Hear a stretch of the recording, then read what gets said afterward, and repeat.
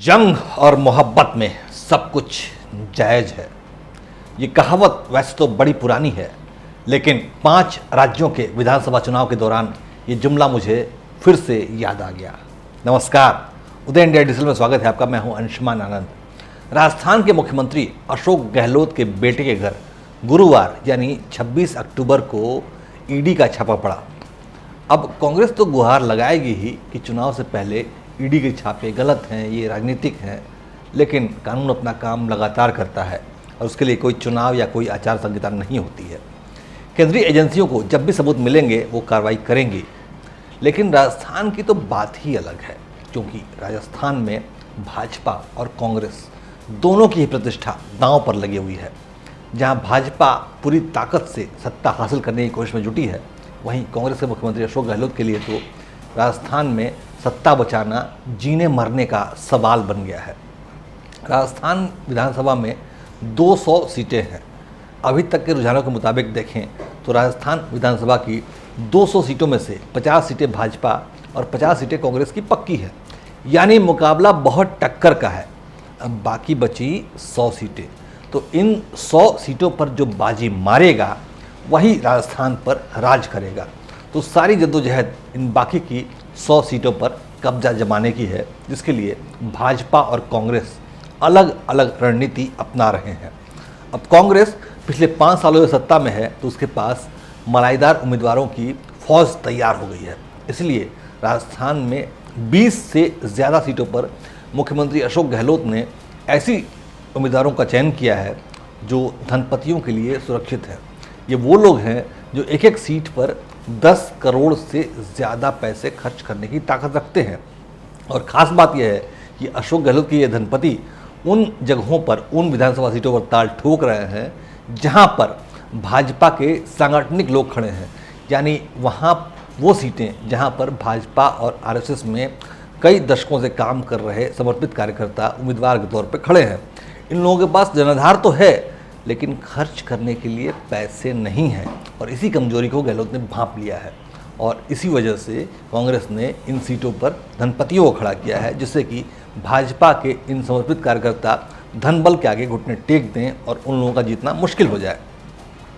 और अब बात राजस्थान के गुर्जर बेल्ट की, यानी अलवर, दौसा, बूंदी, टोंक, भरतपुर और कोटा जैसे क्षेत्रों की, जहां पर गुर्जर वोट बैंक की बहुतायत है और वही तय करता है कि इस बार विधानसभा में कौन पहुंचेगा।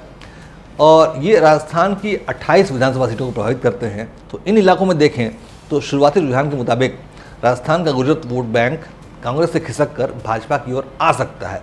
पिछली बार सचिन पायलट ने गुर्जर वोटों का बिखराव रोक लिया था और उन्हें एक मुश्त कांग्रेस पे डलवाया था।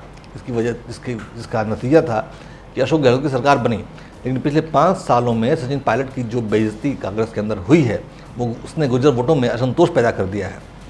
सचिन पायलट का वर्तमान में जो रवैया है वो बता रहा है कि सचिन पायलट कांग्रेस में बेहद सुरक्षित महसूस नहीं कर रहे हैं, और उनका गुर्जर वोट बैंक इस बात को अच्छी तरह से महसूस कर रहा है, क्योंकि गहलोत ने कह दिया है कि वो अगली बार भी मुख्यमंत्री बन सकते हैं और सचिन पायलट का नंबर नहीं आएगा, जिसे देखते हुए गुर्जर वोट बैंक भाजपा की तरफ खिसक रहा है।